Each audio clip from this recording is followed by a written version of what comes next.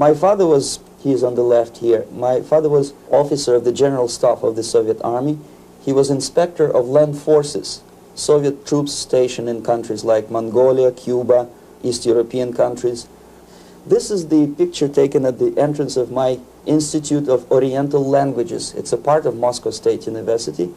As every Soviet student, I was, quote-unquote, volunteering for harvesting grain in Kazakhstan. By the end of my training in school, I was recruited by the KGB. This picture was taken on that day, and you can see again how happy it feels to be recruited by the KGB. Pay special attention to number of bottles on the table. One of my functions was to keep foreign guests permanently intoxicated the moment they land at Moscow airport. In 1967, the KGB attached me to this magazine, Look magazine. A group of 12 people arrived to USSR from United States to cover the 50th anniversary of October Socialist Revolution in my country. From the first page to the last page, it was a package of lies.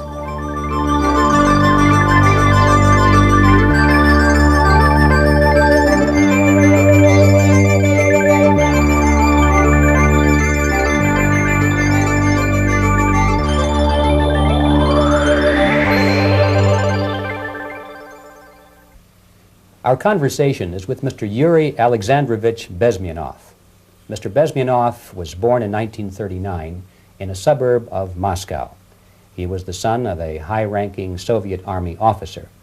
He was educated in the elite schools inside the Soviet Union and became an expert in Indian culture and Indian languages.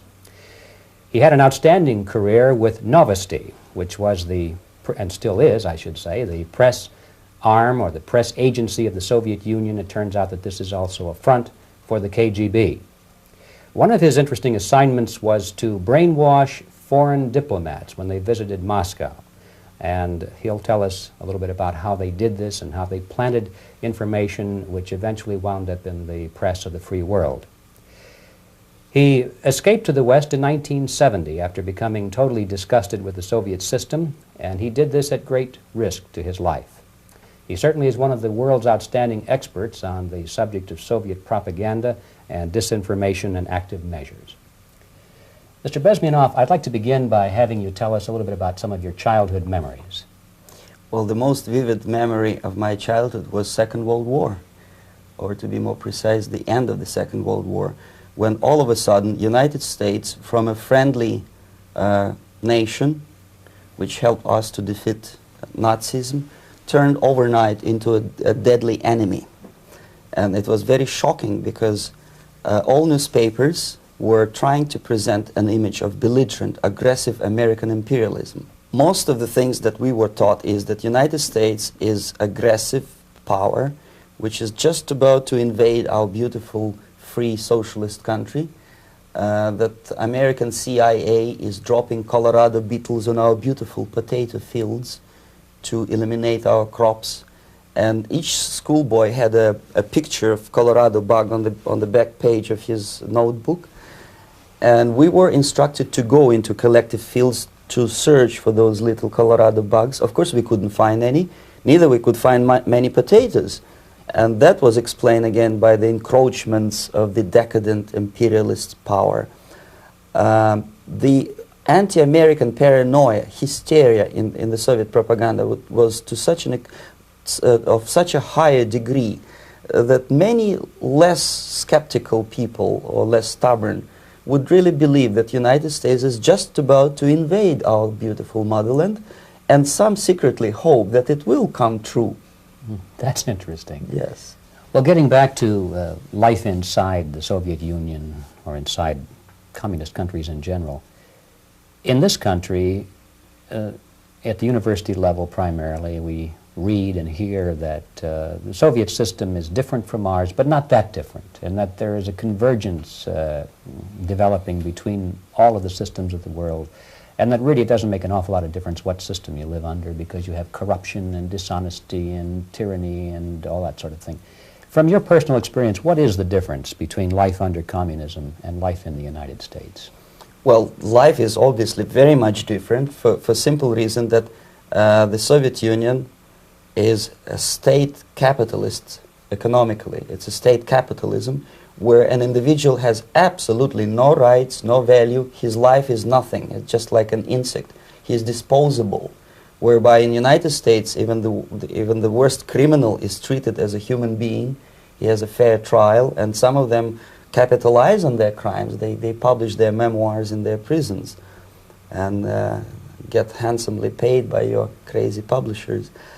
The differences, of course, in the daily life are very various, depending on whom we are talking about. In my own private life, I never suffered from communism simply because I was brought up in a family of high-ranking military officer. Most of the doors were open for me. Most of my expenses were paid by the government, and I never had any troubles with the authorities or with the police. So, in other words, I would say I enjoyed, or I had good reasons to enjoy, all the advantages of so-called socialist system. My main motivations to defect had nothing to do with affluence. It was mainly moral indignation, moral protest, rebellion against the inhuman methods of the Soviet system. Well, specifically, what did you object to?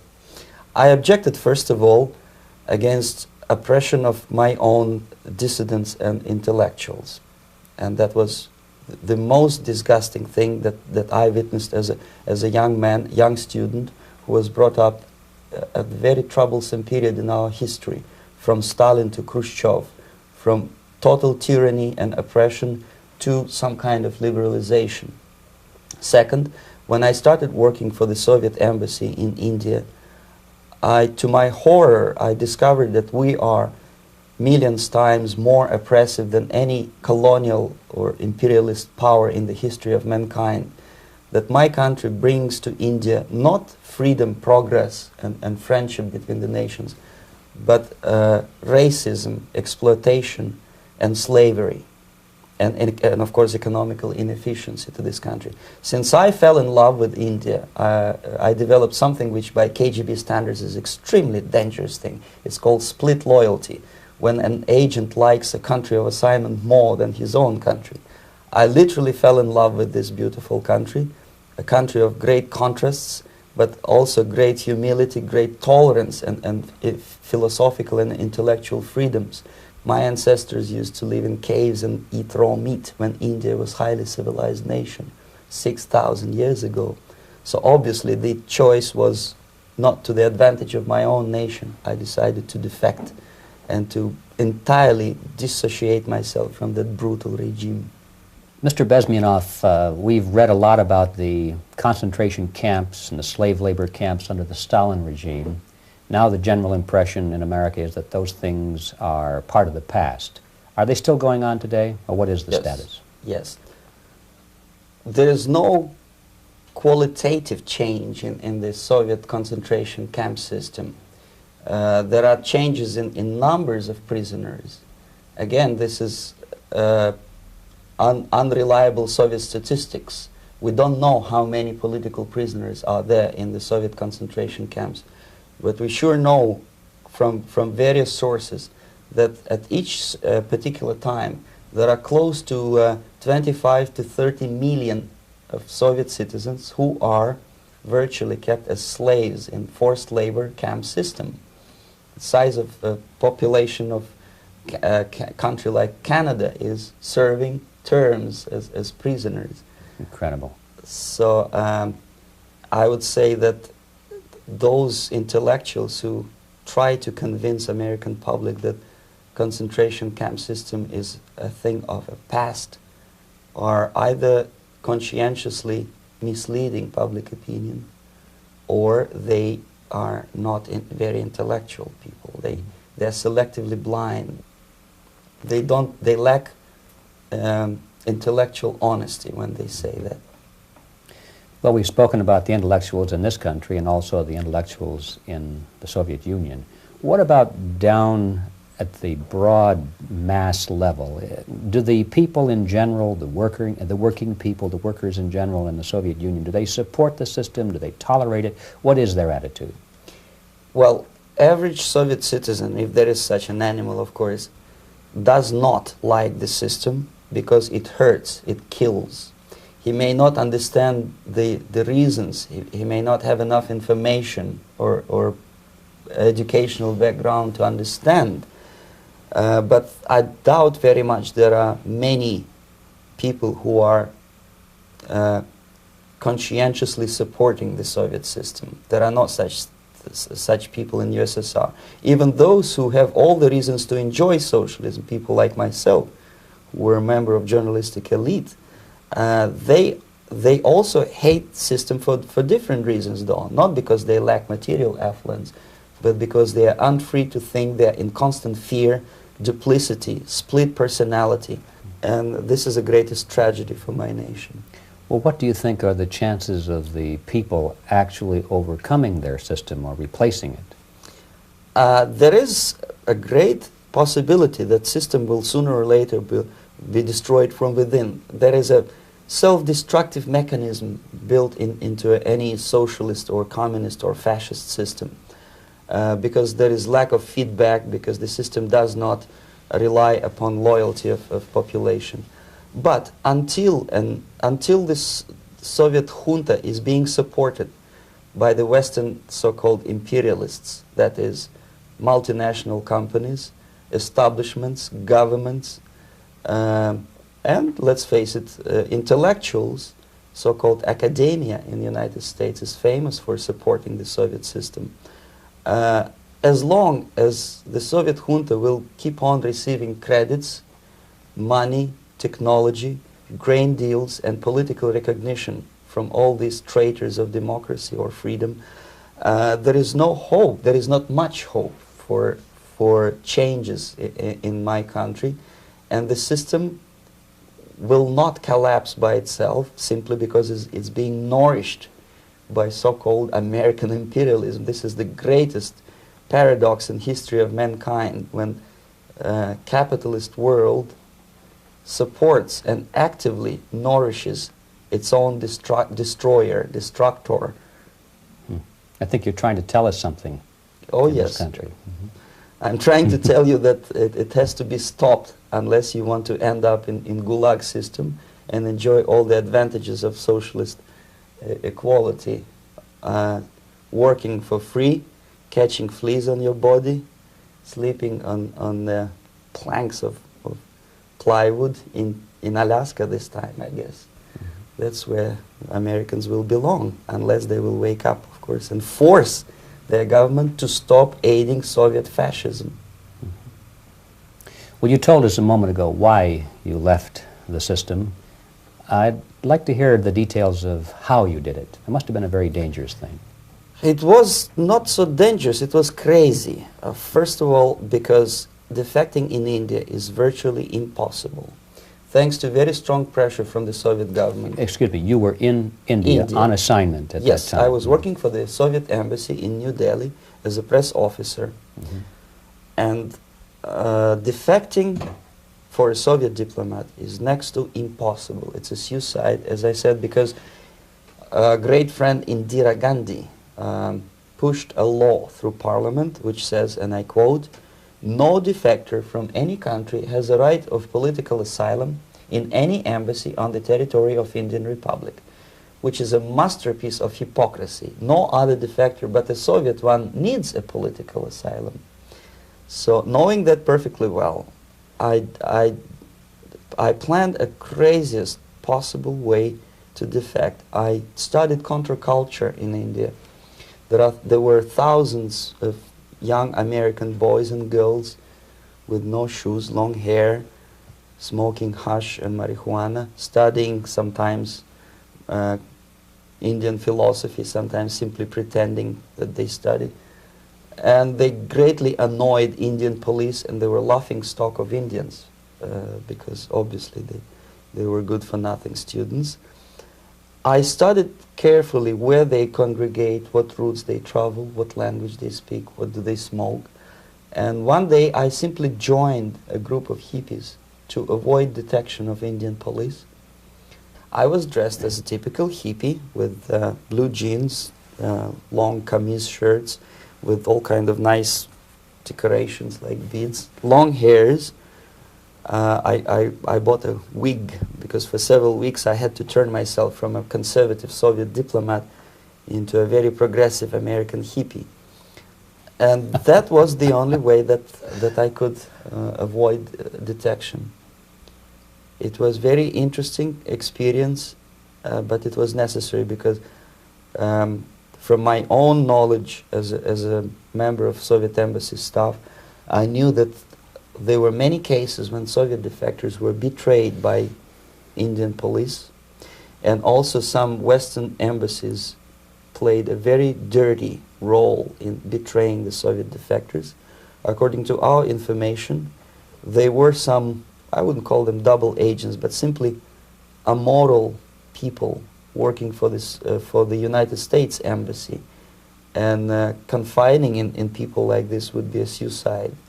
So I had to be extremely careful. I could not trust anyone, and that was the reason for such a crazy way to defect. Well, had you been caught in the act of trying to get out, what would have happened to you?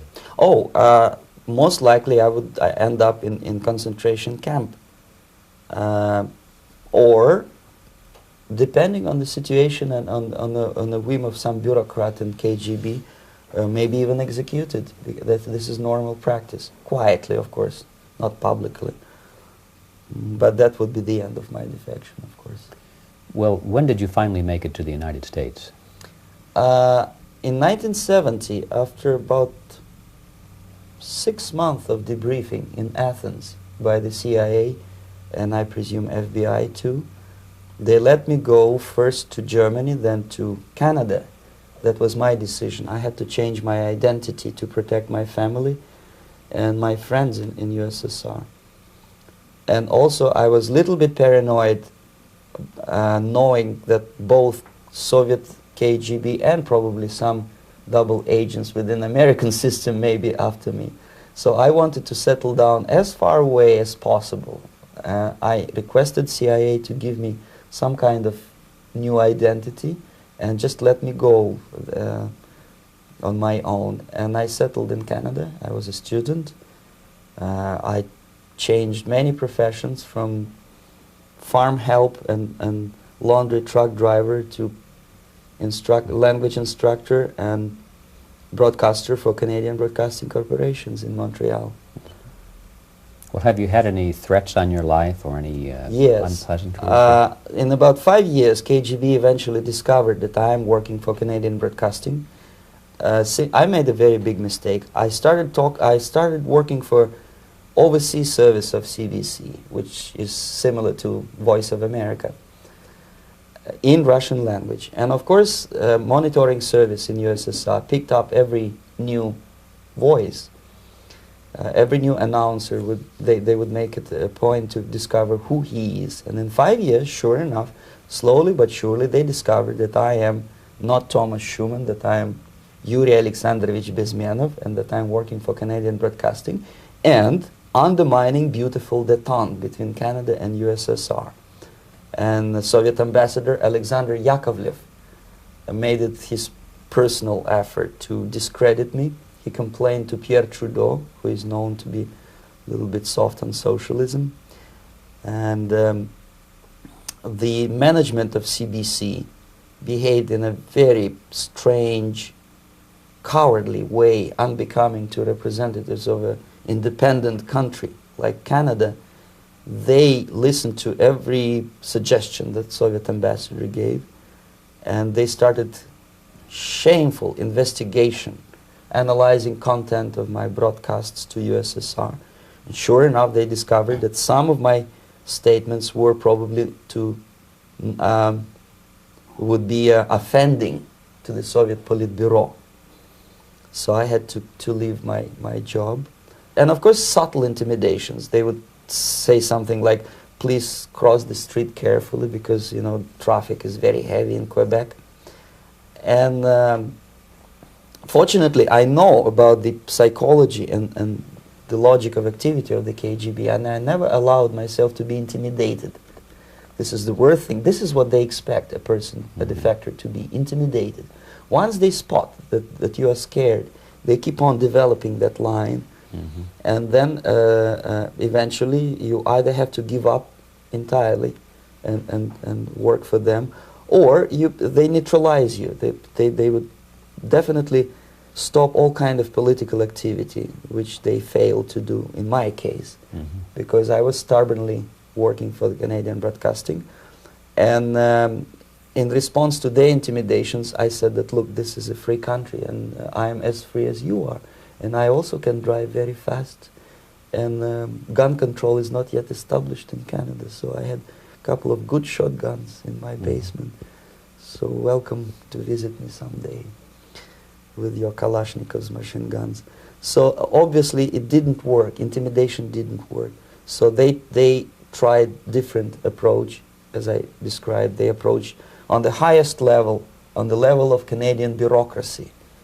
And on that level they were successful. On that level they were successful. On individual level they failed flat.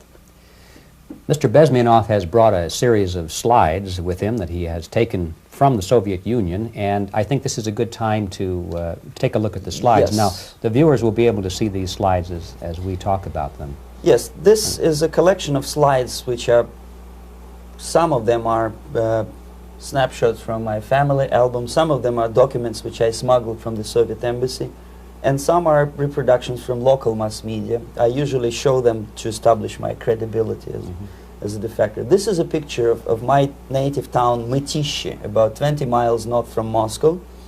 Characteristically, there is a statue of Comrade Lenin in the central square. This is myself at the age of 7, again, characteristically, under the statue of Comrade Stalin, extending his friendly hand to peoples of the world. At that age, of course, I was still idealistically minded young communist, and I still believe that sooner or later things will go for better. But I realized that the system stinks, that something is fishy, and that ideology is fake. And the propaganda about advanced Soviet agriculture simply didn't meet the criteria of reality. If they talk about abundance of food and there is none in the stores, there must be something wrong. My father was, he is on the left here, my father was officer of the General Staff of the Soviet Army. He was inspector of land forces, Soviet troops stationed in countries like Mongolia, Cuba, East European countries. Were he alive today, most likely he would be inspecting Soviet troops in Nicaragua, Angola, and many other parts of the world. Fortunately, he died and he didn't see the disgrace, because deep inside he was a Russian patriot. He didn't like the idea of expanding Soviet military might, especially in the areas where we were not welcomed at all. Unlike many other military officers, he was reporting directly to the Minister of Defense, bypassing KGB and diplomatic service. In other words, he was a trusted military professional. And my impression that this type of people are much less hawkish and adventuristic than party bureaucrats in Kremlin. When American mass media describes Soviet military as potentially dangerous counterpart for Pentagon, I simply laugh, because I know better. I know that the most dangerous part of the Soviet power structures are not military at all. Most likely, if they come to power in my country, they'll be more sensible negotiators for nuclear disarmament and withdrawal of the Soviet troops from many parts of the world. But if someone from the party structure or the KGB structure were to give the orders for a military intervention, they have to obey, they yes, would follow because them. they are professional military. But they, you see, the triangle of power and hate in USSR is the party at the top, the party elite, the oligarchy of the party, then the military and the KGB at the bottom. They hate each other, and the most hated triangle, the most hated corner of the triangle is the Communist Party bureaucrats. They are the most adventuristic, senile megalomaniacs. They can start war, I wouldn't be surprised. Not the military. They know what war is. Yes. At least my father did. This is the picture taken at the entrance of my Institute of Oriental Languages. It's a part of Moscow State University. I graduated in 1963. And now, excuse me, which one were you on? I am on the right. You're on the right. And on the left is my my schoolmate Vadim Smirnov, who later was a apparatchik in the Central Committee of the Soviet Union Communist Party. What is an apparatchik?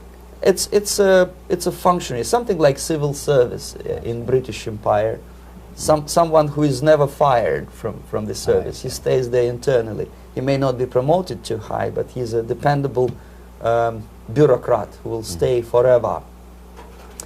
I studied not only languages, but also history, literature, even music. I'm on this picture. I'm trying to learn how to play Indian musical instrument. I even tried to look like an Indian when I was second-year student. Not bad, right?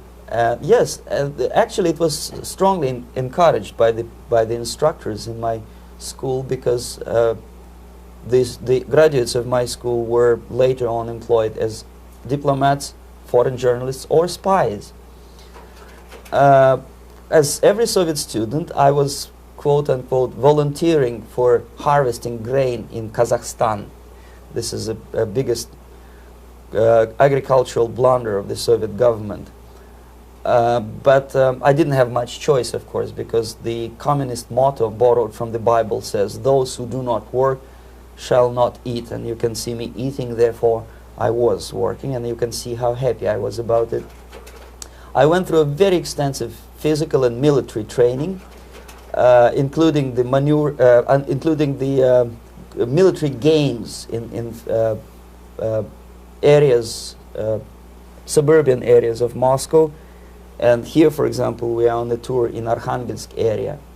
And by the end of my training in school, I was recruited by the KGB. This picture was taken on that day, and you can see again how happy it feels to be recruited by the KGB.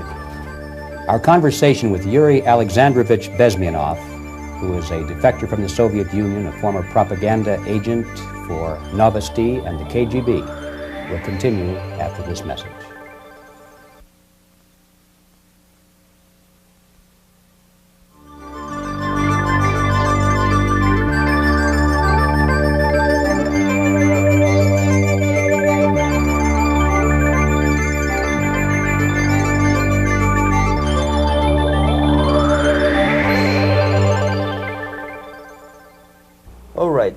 As every student in USSR, I went through very extensive physical and military training and civil defense training too. Unlike in the United States, where civil defense is virtually non-existent, zero. In USSR, every student, whatever his major subject, has to go through very extensive 4-year military and civil defense training. You can see me here with a group of students during one of the war games near Moscow. The main idea, of course, is to prepare a huge reserve army of the USSR. Each student has to graduate as a junior lieutenant. In my case, it was administrative and military intelligence service. My first assignment was to India as a translator with the Soviet Economical Aid Group, building refinery complexes in Bihar state and Gujarat state. At that time, I was still naively, idealistically believing that what I was doing contributes to the understanding and cooperation between the nations.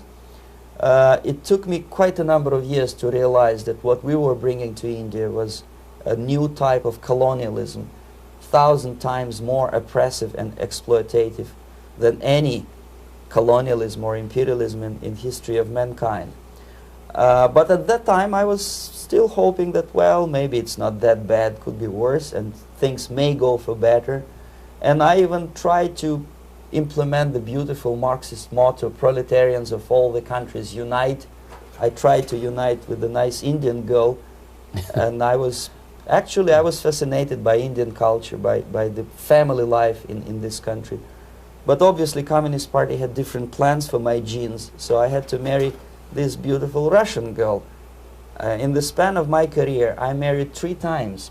Most of these marriages were marriages of convenience, on advice from the Department of Personnel. This is normal practice in USSR. When a Soviet citizen is assigned to a foreign job, he has to be married, either to keep family in USSR as hostages, or, if it's a convenience marriage like mine, so that the husband and wife are virtually informers on each other to prevent defection or contamination by decadent imperialist or capitalist ideas. In my case, I hated that girl so much that the moment I landed in Moscow, we were divorced, and I married later, second time. By the end of my first assignment in India, I was promoted to the position of public relation officer. You can see me here translating a speech by a Soviet boss. And you're on the right. I'm on the right here, yes. And it was, the occasion was commissioning of the refinery complex in Bihar, Barauni. Back in Moscow, I was immediately recruited by Novosti Press Agency, which is a propaganda and ideological subversion front for the KGB. 75% of the members of the Novosti are commissioned officers of the KGB. The other 25 are, like myself, co-opted agents who are assigned to specific operations. In this particular case, you can see me talking to students of Lumumba Friendship University in Moscow.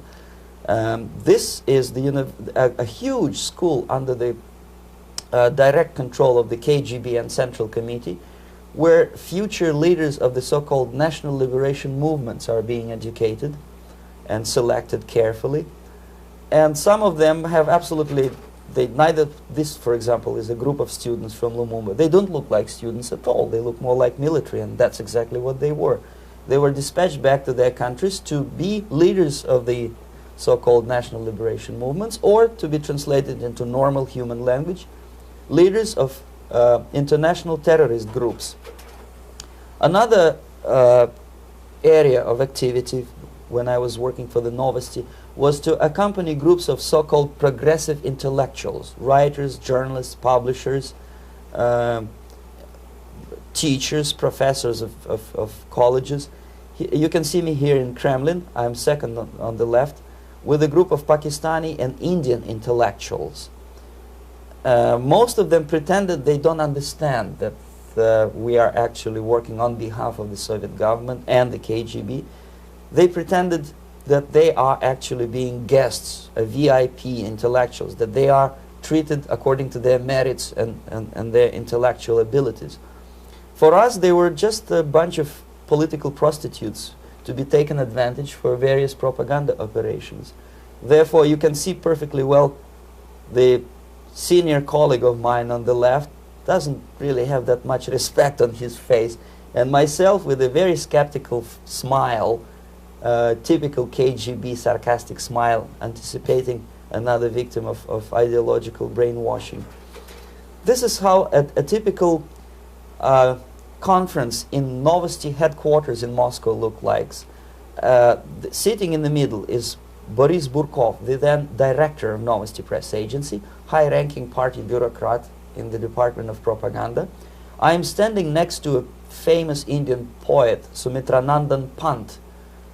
He was famous because he was an author. He was the author of a famous poem titled Rhapsody to Lenin. That's why he was invited to USSR, and everything was paid by the Soviet government.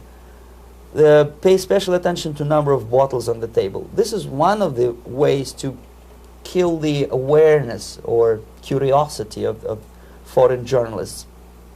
One of my functions was to keep foreign guests permanently intoxicated the moment they land at Moscow airport.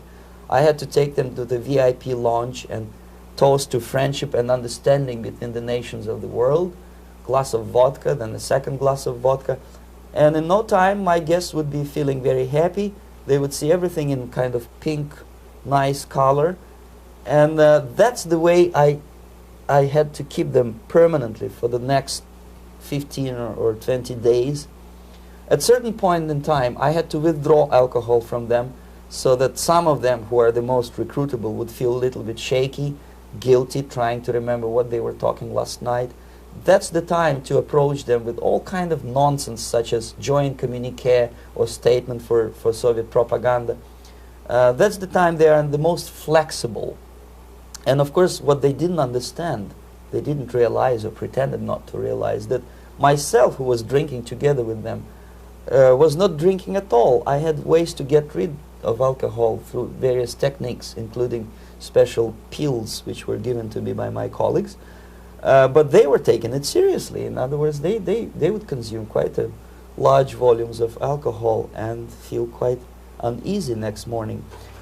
In 1967, the KGB attached me to this magazine, Look magazine. A group of 12 people arrived to USSR from United States to cover the 50th anniversary of October Socialist Revolution in my country. From the first page to the last page, it was a package of lies, propaganda cliché, which were presented to American readers as opinions and deductions of American journalists.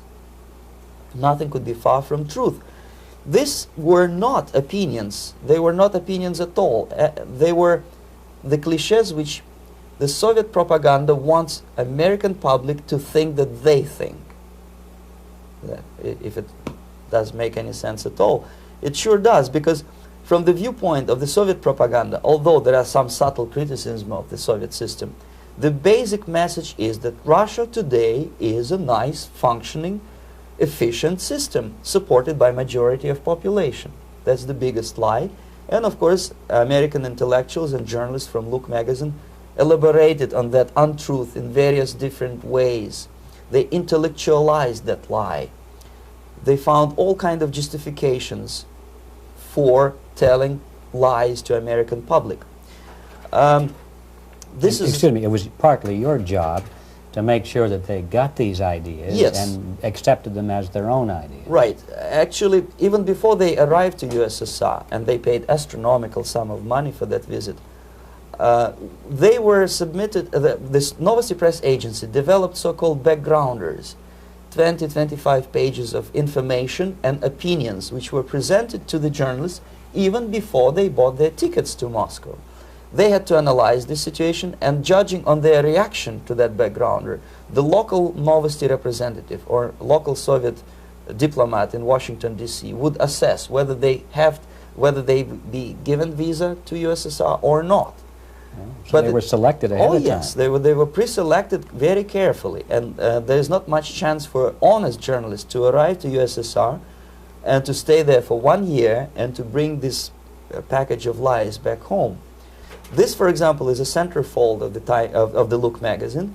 They presented this monument erected by Communist Party in Stalingrad as the symbol, personification of Russian military might. And they said in the article, which is published on the site, that Soviets are very proud of the victory in the Second World War. This is another big myth, a lie. No sensible people would be proud to lose 20 millions of their countrymen in a war which was started by Genosse Hitler and Comrade Stalin and paid by American multinationals. Most of the Soviet citizens look at this type of monuments with disgust and sorrow, because every family lost father, brother, sister, or child in the Second World War. Yet American journalists who were trying to appease, to please their hosts, presented this picture on the centerfold as the symbol and personification of Soviet national, they call it Russian national spirit. And it was greatest misconception and a very tragic misunderstanding. Of course, Look magazine was not distributed in USSR. The main audience was in United States.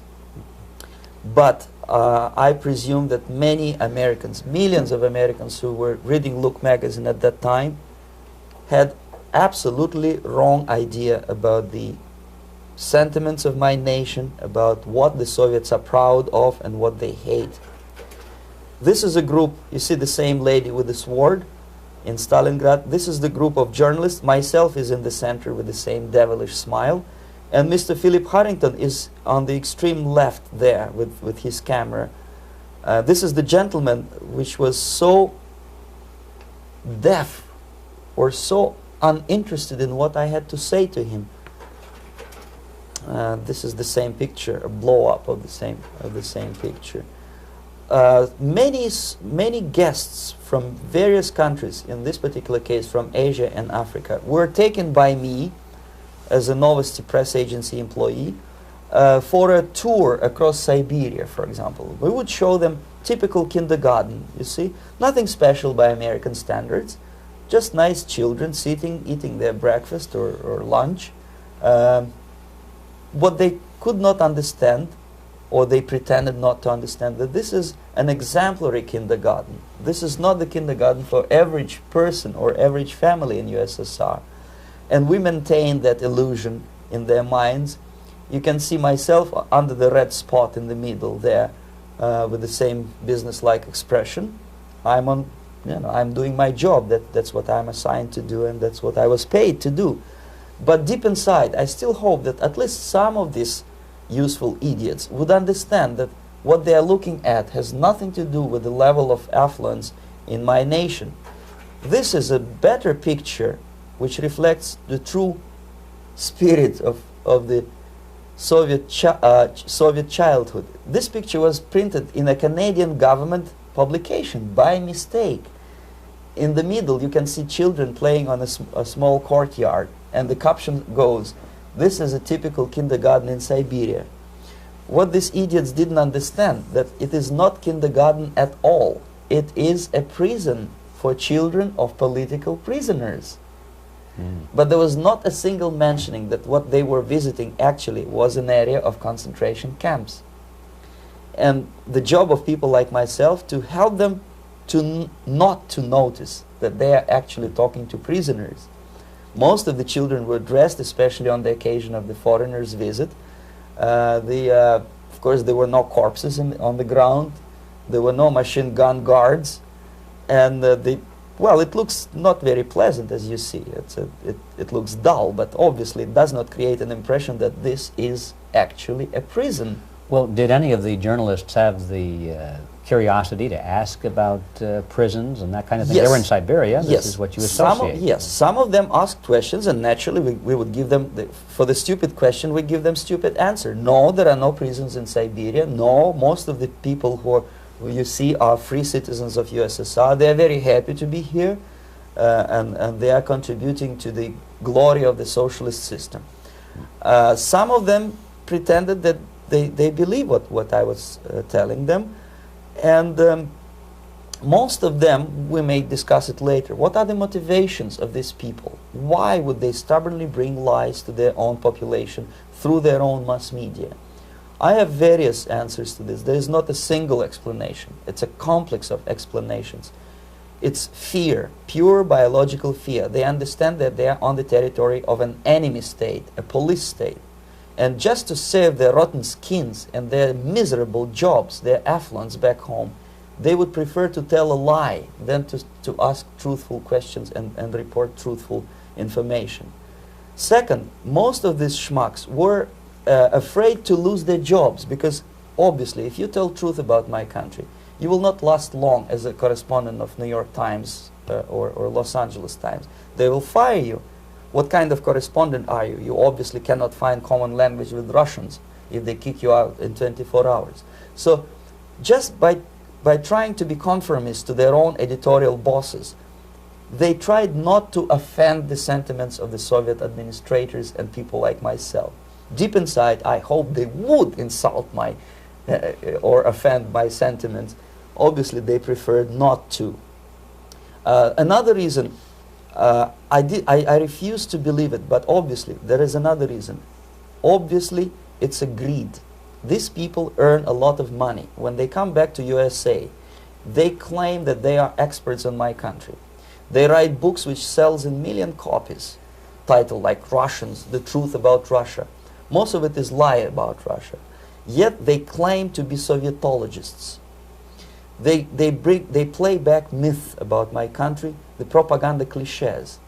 Yet they stubbornly resist the word of truth. If a person like Solzhenitsyn is either defecting or kicked out of USSR, they try all their best to discredit him and to discourage him. I don't have much chance to appear on national network with a true story about my country. But a useful idiot like Hendrik Smith or Robert Kaiser, they are big heroes. They come back from USSR. They say, oh, we were talking to dissidents in Russia. Big deal. Soviet dissidents are chasing American correspondents in the streets, and they are cowardly escaping from these contacts. For some strange reason, if you want to know more about Spain, you refer to Spanish writers. If you want to learn more about French, you read French writers. Even about Antarctica, I bet you would read penguins. Only about the Soviet Union, for some strange reason, you read Hendricks and Schmendricks and all kind of Kissingers, because they claim that they know more about my country. They know nothing, or next to nothing, or they pretend that they know more than they actually do. I would say they are dishonest people who lack integrity and common sense and intellectual honesty. They bring back all kind of stories like that. A kindergarten in Siberia. Omitting the most important fact, it's a prison for children of political prisoners. Another greatest example of monumental idiocy of American politicians. Edward Kennedy was in Moscow, and he thought that he is a popular, charismatic American politician who is easygoing, who can smile, dance at the wedding in Russian Palace of Marriages. What he did not understand, or maybe he pretended not to understand, that actually he was being taken for a ride. This is a staged wedding, especially to impress foreign media or useful idiots like Ed Kennedy. Most of the guests there, they had security clearance, and they were instructed what to say to foreigners. This is exactly what I was doing. You can see me in the same damn wedding palace in Moscow where Ed Kennedy was dancing here. You see, smiling. He thinks he's very smart. From the viewpoint of Russian citizens who observe this idiocy, he's narrow-minded, egocentrical idiot who tries to earn his own popularity through participation in propaganda farces like this. Here you can see myself. On the right, again, exemplary Soviet bride. On the left, 3 journalists from various countries, Asia, Africa, and Latin America. Obviously, they enjoying the situation. They will go back home and write the reports. We were present on a regular Soviet wedding. They were not present on a regular Soviet wedding. They were present, they were part of a farce, of a circus performance. Another thing which I had to, sometimes risking my life to explain to foreigners. Time magazine, for example, is very critical of South African racist regime. The whole article was dedicated to the shameful internal passport system where blacks are not allowing to live with whites. For some strange reason, for the last 14 years since my defection, nobody wanted to pay attention to my passport. This is my passport. It also shows my nationality, and it has a police rubber stamp, which is called propiska in Russian language, which assigns me to a certain area of residence. I cannot leave that area, same way as this black man cannot leave the area in South Africa. Yet we call South African government racist regime. Not a single Jane Schmonda or Fonda is brave enough, courageous enough to come to media and say, look, this is what happens in USSR. I send a copy of my passport to many American liberals and civil rights defenders and all the other useful idiots. They never bothered to answer me back. This shows what kind of integrity, what kind of honesty these people are. They're a bunch of hypocrites because they don't want to recognize a good example of racism in my country. This is the first stage of befriending a professor. You can see myself on the left with the same James Bond smile. On the right is my KGB supervisor, Comrade Leonid Mitrokhin, and in the middle a professor of political science in Delhi University. The next stage would be to invite him to a gathering of Indo-Soviet Friendship Society. There he is sitting next to his wife before he is being sent to USSR for free trip. Everything is paid by the Soviet government. He was made to believe that he is invited to USSR because he is a talented, sober-thinking intellectual.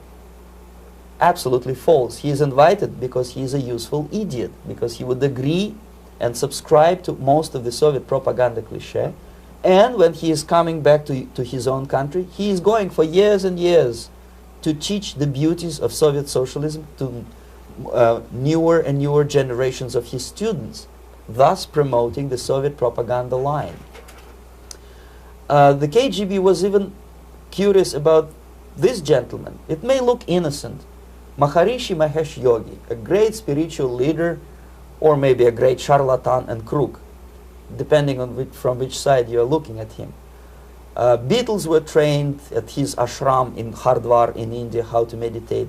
Mia Farrow and other useful idiots from Hollywood visited his school, and they returned back to United States absolutely zonked out of their minds with marijuana, hashish, and crazy ideas of meditation.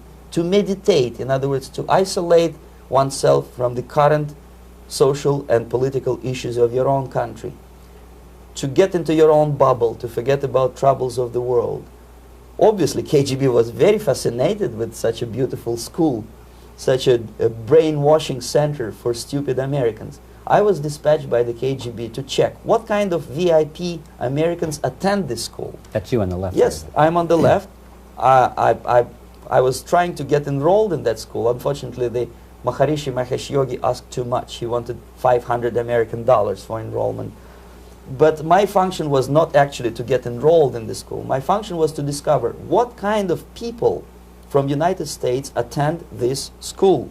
And we discovered that, yes, there are some influential members of family, public opinion makers of United States, who come back with the crazy stories about Indian philosophy. Indians themselves look upon them as idiots, useful idiots. To say nothing about KGB, who looked at them as extremely naive, misguided people. Obviously, a VIP, say a wife of a congressman, or a prominent Hollywood personality, after being trained in that school, is much more instrumental in the hands of manipulators of public opinion and KGB than a normal person who understands, who looks through this type of fake religious training. Why would they be more susceptible to manipulation? I just mentioned that because, you see, a person who is too much involved in introspective meditation. You see, if you carefully look what Maharishi Mahesh Yogi is teaching to Americans, is that most of the problems, most of the burning issues of today can be solved simply by meditating. Don't rock the boat. Don't get involved. Just sit down, look at your navel, and meditate. And the things, due to some strange logic, due to cosmic vibration, will settle down by themselves. This is exactly what the KGB and Marxist-Leninist propaganda wants from Americans, to distract their opinion, attention, and mental energy from real issues of United States into a non-issues, into a non-world, non-existent harmony. Obviously, it's more beneficial for the Soviet aggressors to have a bunch of duped Americans than Americans who are self-conscious, healthy, physically fit, and alert to the reality. Maharishi Mahesh Yogi obviously is not on the payroll of the KGB. But whether he knows it or not, he contributes greatly to demoralization of American society. And he's not the only one. There are hundreds of those gurus who come to your country to capitalize on naivete and stupidity of Americans. It's a fashion. It's a fashion to meditate. It's a fashion not to be involved. So obviously, you can see that if KGB were that curious, if they paid my trip to Hardwar, if they assigned me to that strange job, obviously they were very much fascinated. They were convinced that that type of brainwashing is very efficient and instrumental in demoralization of the United States. Our conversation with Yuri Alexandrovich Bezmenov, who is a defector from the Soviet Union, a former propaganda agent for Novosti and the KGB, will continue after this message.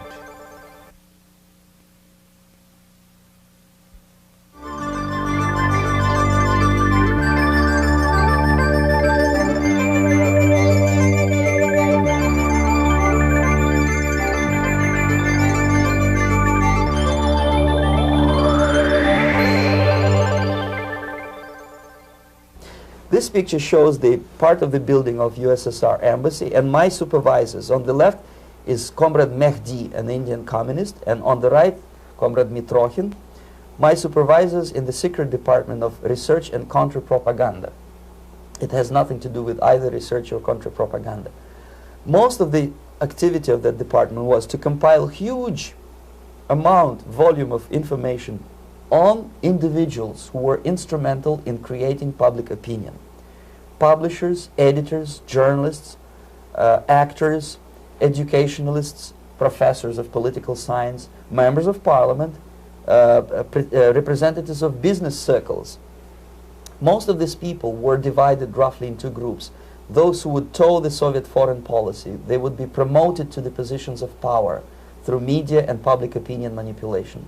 Those who refused the Soviet influence in their own country would be character assassinated or executed physically come revolution. Same way as in the small town of Hue in South Vietnam, several thousands of Vietnamese were executed in one night when the city was captured by Viet Cong for only 2 days.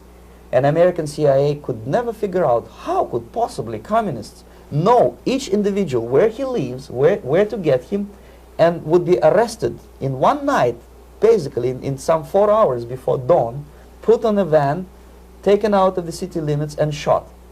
The answer is very simple. Long before communists occupied the city, there was extensive network of informers, local Vietnamese citizens, who knew absolutely everything about people who are instrumental in public opinion, including barbers and taxi drivers. Everyone who was sympathetic to the United States was executed. Same thing was done under the guidance of the Soviet embassy in Hanoi, and same thing I was doing in New Delhi. To my horror, I discovered that in the files where people were doomed to execution, there were names of pro-Soviet journalists with whom I was personally friendly. Pro-Soviet? Yes. They were idealistically minded leftists who made several visits to USSR, and yet the KGB decided that come revolution or drastic changes in political structure of India, they will have to go. Why is that? Because they know too much. Simply because, you see, the useful idiots, the leftists who are idealistically believing in the beauty of Soviet socialist or communist or whatever system, when they get disillusioned, they become the worst enemies. That's why my KGB instructors specifically made a point, never bother with leftists. Forget about these political prostitutes. Aim higher. This was my instruction. Try to get into large circulation, established conservative media. Rich, filthy rich movie makers, intellectuals, so-called academic circles. Cynical, egocentric people who can look into your eyes with angelic expression and tell you a lie. These are the most recruitable people, people who lack moral principles, who are either too greedy or too suffer from self-importance. They feel that they matter a lot. These are the people who KGB wanted very much to recruit. But to eliminate the others, to execute the others, don't they serve some purpose? Wouldn't they be the ones they rely on? They serve purpose only at the stage of destabilization of a nation. For example, your leftists in United States, all these professors and all these beautiful civil rights defenders, they are instrumental in the process of the subversion only to destabilize the nation. When their job is completed, they are not needed anymore. They know too much. Some of them, when they get disillusioned, when they see that Marxist-Leninists come to power, obviously they get offended. They think that they will come to power. That will never happen, of course. They will be lined up against the wall and shot. But they may turn into the most bitter enemies of Marxist-Leninists when they come to power. And that's what happened in Nicaragua. You remember most of these former Marxist-Leninists were either put to prison or one of them split and now he's working against Sandinistas. It happened in Grenada when Maurice Bishop was already a Marxist. He was executed by a new Marxist who was more Marxist than this Marxist. Same happened in Afghanistan when first there was Taraki, he was killed by Amin, then Amin was killed by Babrak Karmal with the help of KGB. Same happened in Bangladesh when Mujibur Rahman, very pro-Soviet leftist, was assassinated by his own Marxist-Leninist military comrades. It's the same pattern everywhere. The moment they serve their purpose, all the useful idiots are either be executed entirely, all the idealistically minded Marxists, or exiled, or put in prisons, like in Cuba. Many former Marxists are in Cuba, in prison. So most of the Indians who were cooperating with the Soviets, especially with our Department of Information of the USSR Embassy, were listed for execution. And when I discovered that fact, of course I was sick. I was mentally and physically sick. I thought that I'm going to explode one day during the briefing at the ambassador's office. I would stand up and say something that we are basically a bunch of murderers. That's what we are. It has nothing to do with friendship and understanding between the nation and blah, blah, blah. We are murderers. We behave as a bunch of thugs in a country which is hospitable to us, a country which with ancient traditions. But I did not defect. I tried to get the message across. To my horror, nobody wanted even to listen, least of all to believe what I had to say. And I tried all kinds of tricks. I would leak information through letters or lost documents or something like that. And still I got no message. The message was not published, even in the conservative mass media of India. The immediate impulse to defect was Bangladesh crisis, which was described by American correspondents as Islamic grassroots revolution, which is absolute baloney. There was nothing to do with Islam, and there was no grassroots revolution. Actually, there are no grassroots revolutions, period. Any revolution is a byproduct of a highly organized group of conscientious and professional organizers, but it has nothing to do with grassroots. In Bangladesh, it was nothing with grassroots. Most of the Awami League party members, Awami League means People's Party, were trained in Moscow in the High Party School. Most of the Mukti Fauj leaders, Mukti Fauj in Bengali means People's Army, same as SWAPO and all kind of liberation armies all over the world, the same bunch of useful idiots. They were trained at Lumumba University and various centers of the KGB in Simferopol, in Crimea, and in Tashkent. So when I saw that Indian territory is being used as a jumping board to destroy East Pakistan, I saw myself thousands of so-called students traveling through India to East Pakistan, through the territory of India, and Indian government pretended not to see what's going on. They knew perfectly well. The Indian police knew it, the intelligence department of Indian government knew it, the KGB of course knew it, and the CIA knew it. That was most infuriating, because when I defected and I explained to the CIA debriefers they should watch out because East Pakistan is going to erupt any moment, they said I was reading too many James Bond novels. Anyway, so East Pakistan was doomed. One of my colleagues in the Soviet consulate in Calcutta, when he was dead drunk, he ventured into the basement to relieve himself, and he found big boxes which said printed matter to Dhaka University. Dhaka is the capital of East Pakistan. And since he was drunk and curious, he opened one of the boxes and he discovered not printed matter. He discovered Kalashnikov guns and ammunition in there. Anyway, it's a long story. When I saw the preparations for the invasion into East Pakistan, obviously I wanted to defect immediately.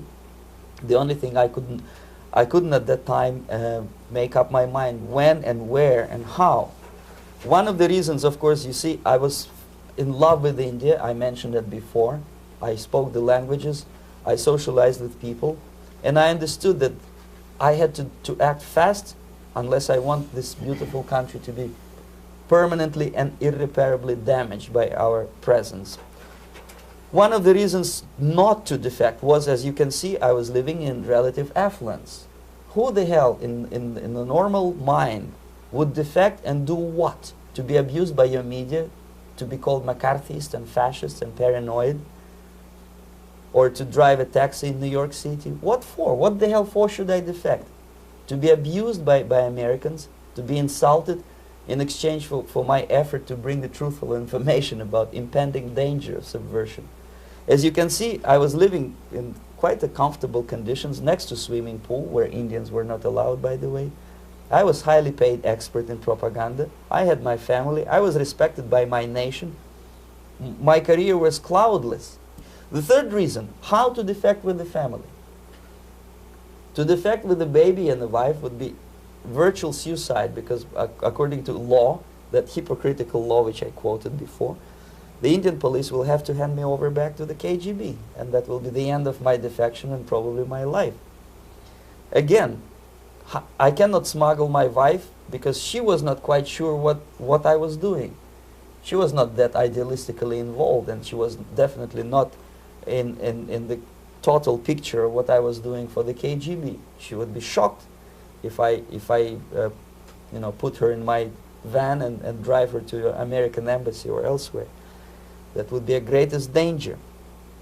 So again, I had to defect in such a way that my defection would look as simple disappearance. And there were many cases like that when the Soviet agents simply disappeared, either killed in action or, thanks to their curiosity and their close contacts with radicals, some of them were killed by the Marxists, by the way. It happened in many African countries when the Soviet KGB were killed by Africans themselves. Not because they hated Marxism-Leninism, but because they were simply trigger-happy bunch of unruly characters. If you give them a machine gun, they will shoot. And some of the Soviets obviously were not careful enough to protect themselves, and they got into embarrassing situations when they were shot at the crossfire between factions of so-called liberation movements. Anyway, so I decided, as I said, to study the counterculture. I decided this probably would be the best way to disappear. I socialized with characters like this on the left. You see, he's a barefoot American hippie. It took me quite a long time to study exactly what they were doing and how to mix with them. But eventually I did it. Most of Indian newspapers carried my picture and promise of 2,000 rupees for information about my whereabouts. But they were looking for the wrong person, because they obviously tried to stop a young Soviet diplomat in white shirt and tie, and this is how I looked at the time of defection. Nobody could possibly think that a Soviet diplomat would be as crazy as to join a bunch of hippies. That's you. Yes, travel India and smoke hash. So I made it literally almost like a Hollywood-style detective story. From under the nose of the KGB in Bombay airport, I landed the plane and I flew to Greece, where I was debriefed by the CIA. That's basically that's all for my slides. We can turn off the projector, then. That's very interesting. Well, you spoke several times before about ideological subversion. That is a phrase that I'm afraid some Americans don't fully understand. When the Soviets used the phrase ideological subversion, what do they mean by it? Ideological subversion is the process which is legitimate, overt, and open. You can see it with your own eyes. All you have to do, all American mass media has to do, is to unplug their bananas from their ears, open up their eyes, and they can see it. There is no mystery. There is nothing to do with espionage. I know that espionage intelligence gathering looks more romantic. It sells more deodorants through the advertising, probably. That's why your Hollywood producers are so crazy about James Bond type of thrillers. But in reality, the main emphasis of the KGB is not in the area of intelligence at all. According to my opinion and opinion of many defectors of my caliber, only about 15% of time, money, and manpower is spent on espionage as such. The other 85% is a slow process which we call either ideological subversion or active measures, активные мероприятия in the language of the KGB, or psychological warfare. What it basically means is to change the perception of reality of every American to such an extent that despite of the abundance of information, no one is able to come to sensible conclusions in the interests of defending themselves, their families, their community, and their country. It's a great brainwashing process which goes very slow, and it's divided in 4 basic stages. The first one being demoralization. It takes from 15 to 20 years to demoralize a nation. Why that many years? Because this is the minimum number of years which requires to educate one generation of students in the country of your enemy, exposed to the ideology of the enemy. In other words, Marxism-Leninism ideology is being pumped into the soft heads of at least 3 generations of American students without being challenged or counterbalanced by the basic values of Americanism, American patriotism. The result you can see. Most of the people who graduated in the 60s, dropouts or half-baked intellectuals, are now occupying the positions of power in the government, civil service, business, mass media, educational system. You are stuck with them. You cannot get rid of them. They are contaminated. They are programmed to think and react to certain stimuli in a certain pattern. You cannot change their mind, even if you expose them to authentic information, even if you prove that white is white and black is black. You still cannot change the basic perception and the logic of behavior. In other words, these people, the process of demoralization is complete and irreversible. To get rid of society of these people, you need another 20 or 15 years to educate a new generation of patriotically minded and common sense people who would be acting in favor and in the interests of the United States society. And yet these people who've been programmed and, as you say, in place and Yes. who are favorable to an opening with the Soviet concept, these are the very people who would be marked for extermination in this country? Most of them, yes. Simply because the psychological shock when they will see in future what the beautiful society of equality and social justice means in practice, obviously they will revolt. They will be very unhappy, frustrated people. And the Marxist-Leninist regime does not tolerate these people. Obviously they will join the links of dissenters, dissidents.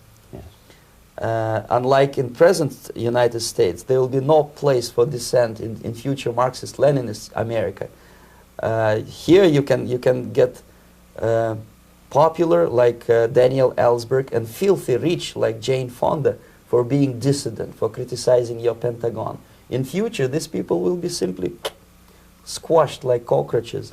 Nobody is going to pay them nothing for their beautiful, noble ideas of equality. This they don't understand, and it will be greatest shock for them, of course. The demoralization process in the United States is basically completed already. For the last 25 years. Actually, it's overfulfilled because demoralization now reaches such areas where previously not even Comrade Andropov and all his experts would even dream of such a tremendous success. Most of it is done by Americans to Americans, thanks to lack of moral standards. As I mentioned before, exposure to true information does not matter anymore. A person who was demoralized is unable to assess true information. The facts tell nothing to him. Even if I shower him with information, with authentic proof, with documents, with pictures, even if I take him by force to the Soviet Union and show him concentration camp, he will refuse to believe it until he is going to receive a kick in his fat bottom. When a military boot crashes his, then he will understand, but not before that. That's the tragic of the situation of demoralization. So basically America is stuck with demoralization, and unless, even if you start right now, here, this minute, you start educating new generation of Americans, it will still take you 15 to 20 years to turn the tide of ideological perception of reality back to normalcy and patriotism. The next stage is destabilization. This time, subverter does not care about your ideas and the patterns of your consumption. Whether you eat junk food and get fat and flabby, doesn't matter anymore. This time, and it takes only from 2 to 5 years to destabilize a nation, what matters is essentials: economy, foreign relations, defense systems. And you can see it quite clearly that in some areas, in such sensitive areas as defense and economy, the influence of Marxist-Leninist ideas in the United States is absolutely fantastic. I could never believe it 14 years ago when I landed in this part of the world that the process will go that fast. The next stage, of course, is crisis. It may take only up to 6 weeks to bring a country to the verge of crisis. You can see it in Central America now. And after crisis, with a violent change of power, structure, and economy, you have so-called the period of normalization. It may last indefinitely.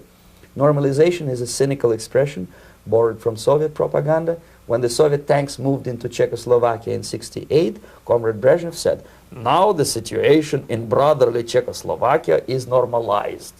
This is what will happen in the United States if you allow all these schmucks to bring the country to crisis, to promise people all kind of goodies and the paradise on earth, to destabilize your economy, to eliminate the principle of free market competition, and to put a big brother government in Washington, D.C., with benevolent dictators like Walter Mondale, who will promise lots of things, never mind whether the promises are fulfillable or not.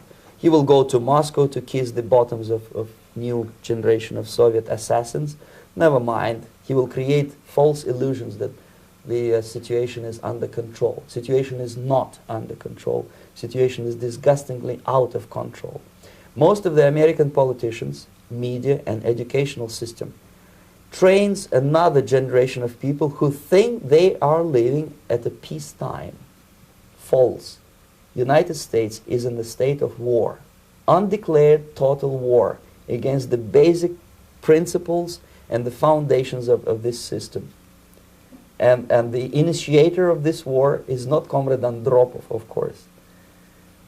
It's the system. However ridiculous it may sound, the world communist system or the world communist conspiracy, whether I scare some people or not, I don't give a hoot. If you are not scared by now, nothing can scare you. But you don't have to be paranoid about it. What actually happens now, that unlike myself, you have literally several years to live on unless the United States wake up.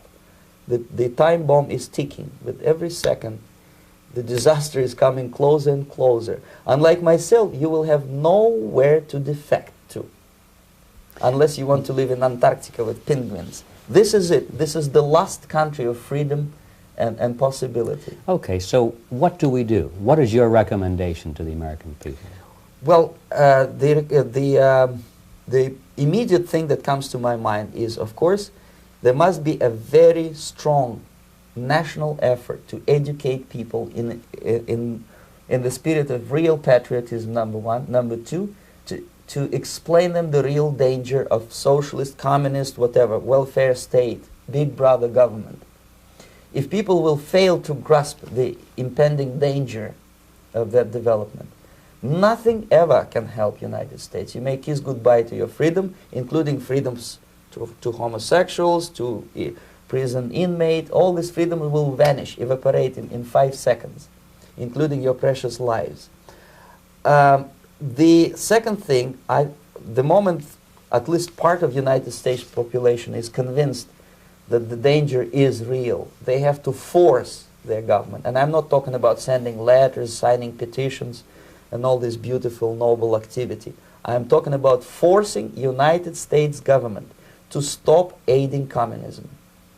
Because there is no other problem more burning and urgent than to stop the Soviet military-industrial complex from destroying whatever is left of the free world. And it is very easy to do. No credits, no technology, no money, no political or diplomatic recognition, and of course no such idiocy as grain deals to USSR. The Soviet people, 270 millions of Soviets, will be eternally thankful to you if you stop aiding a bunch of murderers who sit now in Kremlin and whom President Reagan respectfully calls government. They do not govern anything, least of all such complexity as the Soviet economy. So basic, two very simple, maybe too simplistic answers or solutions, but nevertheless they are the only solutions. Educate yourself. Understand what's going on around you. You are not living at the time of peace. You are in a state of war.